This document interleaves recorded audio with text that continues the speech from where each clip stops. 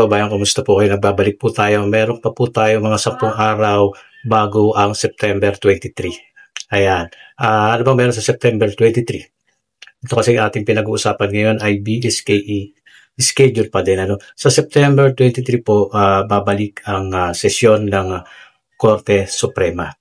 Ayan. At sa araw na yan, marami pong umaasa na sana daw ay magkaroon na po ng pagpapasya or deklarasyon ng Korte Suprema hinggil nga dito sa schedule ng BSKE.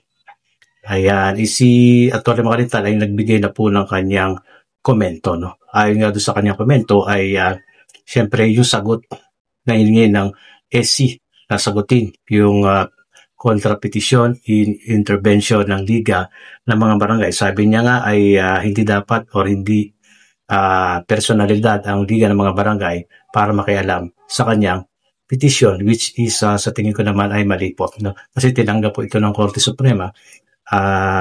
Pati yung kanyang petition ay halos pareho lang naman po yun petition at yung kontra-petition. So tinanggap yan pareho ng AC. Ibig sabihin pwede, kaya nga hiningi nga po yung kanyang comment no, para siyempre magkakaroon po ng pagbabasihan ang kumbaga yung pagtitimbang dito ng mga executive judge. I mean justices, sorry no. Na yung nababanggit executive judge, justices ng AC. Ayun po ating tinutukoy no. Justice or siyempre yung final dyan, yung pinaka-hepe or chief justice ng Korte Suprema. No? At inaasahan ng iba na meron daw itong oral argument. Paano ba magkakaroon ng oral argument ito? Sa kasalukuyan ay hindi pa naman po sumasagot ang respondents dito, yung gobyerno At pati yung COMELEC na andyan lang, nasabi nila ay magbibigay sila ng komento, pero wala pa rin po tayong update kung nagbigay na ba sila ng komento. So sana naman magbigay sila ng komento para medyo magkaroon ng linaw or mapabilis. Pero ganun pa man, naka-recess ang SC. So maaaring kapag balik ng Korte Suprema no, sa September 23 ay baka doon pa lang mag-sumite ng komento ang Korte Suprema or ang itong mga respondents. Pwede po nating asahan yon. At sa loob ng ilang araw na lalabi mula September 23, ilang araw lang yon. No, so mag-October 1 na agad. 1 week ang lilipas ay mula sa September 23 ay October 1 na. No? Mag-schedule po na yon na meron sana sa October 1 ay filing ng certificate of candidacy ng mga aspirante o yung mga gustong siyempre mga barangay officials dyan. Kasi re-election yan No, ganun pa man, pero kasi tayong batas ngayon na RA 12232 na sinasabing ang BSKE po ay mapupunta na or naurong na. Yan, no? So madaling sabi, naurong na sa November 2026 na po. Kasi yun na po yung sinasabi ng batas RA 12232. Wala na po kasing yung sa calendar activity na October 1 no? Wala na po kasi ganun na nawala na yung batas na dapat magkaroon ng COC sa October 1. Kung titingnan natin yung sitwasyon dito ng COMELEC, siyempre yung kanilang susundin dito kung ano yung nasa konstitusyon na yung nasa batas na po no, RA 12232 nga po. Ayun, marami pong hindi makatanggap dito sa batas na ito kasi nga dapat ay sa December 1 talaga ang BSKE. Ayun naman talaga dapat kung hindi nga po pumasok itong RA 12232 na ito. Wala naman kasi talagang pag-uusapan kung walang hindi gumawa o hindi nagpasa o hindi pinirmahan itong batas na ito. No? Bill number 8216 pa ngayon dati na ngayon ay RA 12232 na nga po. Yan. Kumbaga ay kung titignan natin no, sa mga aspirante dyan, yung mga kumandidato ng 2023 na natalo, ay dapat po natin irespeto kung ano po yung ginawang batas ng ating mga kongresista at siyempre sa Senado. No? Umakyat yan sa Senado at na-approve pa nga at pirmado pa ng presidente ng Pilipinas. So, dapat yun munang tignan at irespeto. No? Kasi kung tayo ay good citizen, susunod tayo sa batas. Hindi tayo pwedeng lumabag sa batas. Hindi tayo pwedeng kumontra sa batas. No? Dadaan yan sa tamang proseso. At nag-contra-petition naman po. So, yun yung legal. No? Mag-contra-petition ka. Or mag-petition ka na para questionin kung yung legalidad ng itong RA 12232 na ito ay tama ba or considered ba ito na dapat na ipatupad, no? O i-enforce. Ang kanyang hiling kasi ni Atty. Makalintal dito ay dapat magkaroon ng temporary restraining order. Kaya lang, sabi nga ay na-deny. Hindi naglabas ng TRO. Katulad ng ating sinabi bago ito mapag-usapan na humingi siya ng TRO. Nauna ko sinabi, yung una ko pang pagkakaintindi dito, maiksi ang buhay ng TRO. So, hindi kailangan. Pero nilaliman natin yung ating nagbasa pa tayo at nalaman nga natin na unlimited ang TRO pag AC ang nagbaba. Pero ganun pa man, sabi pa din, kahit AC ang magbaba dyan, kahit magbabayan ng TRO, TRO pa lang naman, temporary restraining order. So, ilalaban pa rin yun. Batas pa rin ang RA 12232 kahit ay TRO ang AC. No? So, ang mas mainam na gawin dyan ay dapat desisyon na unconstitutional o mag-TRO, dalawa, TRO or desisyonan din agad para talaga namang maging mawawala na itong RA 12232 na ito. Kung yun ang magiging desisyon ng SC, TRO or unconstitutional or kahit unconstitutional na lamang. Kaya lang kung unconstitutional na lamang, baka pwede na namang maulit yung BSKE noong 2023 na unconstitutional. Unconstitutional nga, tuloy pa rin noong 2023, October. So dapat tignan ay wag nang hayaang maulit yon. Dapat sabi ko nga sa nakaraan, maging maagap dito ang Korte Suprema sa pagdedesisyon. Kaya lang kung susundin ang proseso ay hindi kakayanin sa loob ng 1 buwan, 2 buwan.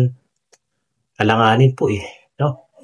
Hindi po pwedeng bastang mag-skip ng proseso ito kasi sila mismo ang Korte Suprema, susunod sila mismo sa due process. Hindi po pwedeng bilisan, pero ang bawat proseso ay siguro sa ating pagkakaunawa dyan ay dadaanan lahat yan. Or kasi kumbaga pag dinesisyon na lang mabilis yan baka sabihin ng respondents na ang lagay ganon-ganon na lang ba yun? Dinesisyon niya na hindi malang pinakikinggan ang aming argumento, ang aming depensa sa batas na yan. Yan po ay batas. Yan po ay hindi parang ayusin lang sa isang kaso sa barangay. Diba? Yung kaso sa barangay na lupon lang, madaling i-resolve. Ito, iba po ito. Okay, so dapat po natin yung na maintindihan. Babalik tayo doon. CUC October 1 ay sa aking pagkakaunawa, pag may batas na, siyempre, yung nakalipas na old law ay kung anong meron man doon, ay lahat po ay wala na. So, sinasabi pa rin naman nila na nakapending yan kasi may petisyon. Sabihin mo natin nakapending kasi may petisyon. Hanggat walang desisyon, ganun pa rin. Kahit walang sinasabi ang Korte Suprema, kahit nakapending yan, batas pa rin yan. At yan pa rin po ang dapat na i-enforce ng COMELEC dito. So, RA 12232, ulitin natin para mas malinaw sa inyo, ay sa November 2026. So, yung natitirang maliit na tsansa na sinasabi natin, sinasabi nilang iba na may tsansa pa yan. Yes po, meron po talagang tsansa ang December 1. Kasi meron na pong kung Ano ba yung kung na yan? Depende sa desisyon ng mga justices ng Korte Suprema. At sigurado ko, ilan ba ang justices niyan? Hindi lang naman isa. Siyempre, may kanya-kanya rin yung mga argumento at meron din po yan silang mga opinion. Hinggil dyan sa BSK na yan. Pag-uusapan nila yan at baka magkaroon pa sila ng botohan. Sasabihin yan nila, bawat isa sa kanila, titimbangin niya ng chief, pinaka-hepe ng justice. At pag nakita niya, siyempre, matimbang kung ano yung matimbang sa kanya. Dapat bang aprubahan na itong i-okay ang batas na ito or kung makikita niya na kasi lalampas na yan, iisipin yan lalampas na ito, dadaan tayo sa proseso. So mawawala na yung whole law. Itong bagong batas na ang ating pinag-uusapan na ito. Magkakaganon pa man, pag lumampas yan, maaaring sundin na lang itong RA 1223 to para may tuldok na. Kasi marami pong problema ang bansa. Ghost project. Nakatuon po dyan ang Congress, Senate. Pwede bang isabay na naman yung problema na yan dito sa BSK?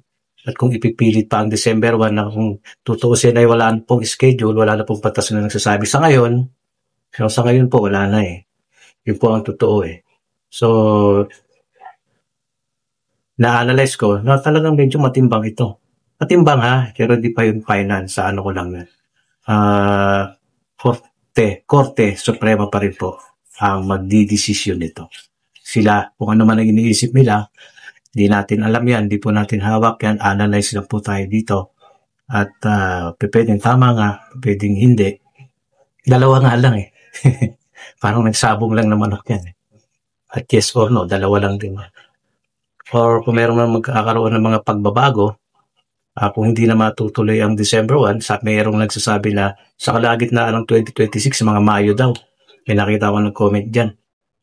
No, mga Mayo sir, mid-year of 2026 kung maitutuloy na unconstitutional yan. Mga ganon. So nauurong pa din. So, para sa akin naman, kung hindi na din matutuloy ang December 1, BSK, sundin na lang yung batas. Total batas naman na yan No? Pero magkaganon pa, kung ituron yung unconstitutional, kayo po ang masusunod yan. At kung ano man po ang maging desisyon yan, mga kababayan, mga aspirante dyan, sabi ko nga sa inyo nung nakaraan mas meron kayong time, mas makakagawa kayo ng inyong game plan, mas may panahon para kayo ay makapagpapogi. Alam nyo na ibig sabihin ng papogi. Magpakilala pa ng gusto at mas maganda yung ganun. No? Kung sa tingin nyo naman, mga aspirante naman kasi kaya nagkakaroon bigla ng mga aspirante, lalong-lalo na sa mga barangay na talagang kilalang kilala ang isang nakaupo na walang ginagawa. Ayan, maraming aspirante niyan. Pero kung ang nakaupo ay talagang solid at maganda ang kanyang performance, halos walang kalaban yan Mahirap pong tibagin yan. Alam niyo po ang ibig kong sabihin. Okay po tayo doon. Ngayon, isisingit ko lang itong mga kabayan yung sa SK suggestion, opinion ni Secretary Remulla ng DILG. Buwagin or alisin na lang daw yung SK Sangguniang Kabataan. Nagbigay tayo ng opinion dito nung nakaraan. Sabi ko nga, mas maaaring alisin na lang or siguro mas maigi, reforma ang kailangan. Reforma. Hindi totaling aalisin. Kasi kumbaga siguro mas mahirap nang magkaroon ng isang representative para sa mga kabataan. Na kabataan din. Kahit isa, representative siya. Doon sasangguni ang mga kabataan at siya rin mismo magiging boses ng kabataan sa kanilang barangay na kung ano yung sa tingin niya para sa kabataan ay project para sa kabataan. Merong representative na magpapanukala sa kapitan. Kasi ang nangyayari sa ngayon mga kababayan ay SK, may mga members, titignan. Sabi nga ng iba dyan sa comment section, okay, alisin na lang yung SK na yan kasi hindi naman nagpa-participate, wala rin namang function. No? Kaya ang gusto ng iba, alisin na lang. Pero sa tingin ko ngayon, yung pinaka, ko ngayon dyan, reforma. Mas maganda reforma. Baguhin ang sistema para talagang gumana ang sanggunian kabataan. Sabi din kasi naman ng iba, ang kabataan ang diyan mag-uumpisa ang pag-asa ng bayan. Maganda yun. At dapat bigyan din sila ng mga boses kasi ang nangyayari sa ngayon, nasa full control pa din naman ng kapitan Susunod pa rin ang sangguniang kabataan sa parang magiging desisyon ng kapitan diba? So, ayun nga, i-reform na lang. Ayan, at tatapusin na natin to. Kung ano man maging desisyon ng Korte Suprema, irespeto. Irespeto. At ito naman, advice sa mga aspirante. Ayan, ito makinig po kayo. Aspirante, o yung mga hindi nanalo, kandidato tapos natalo, parang nagkaroon ng sama ng loob.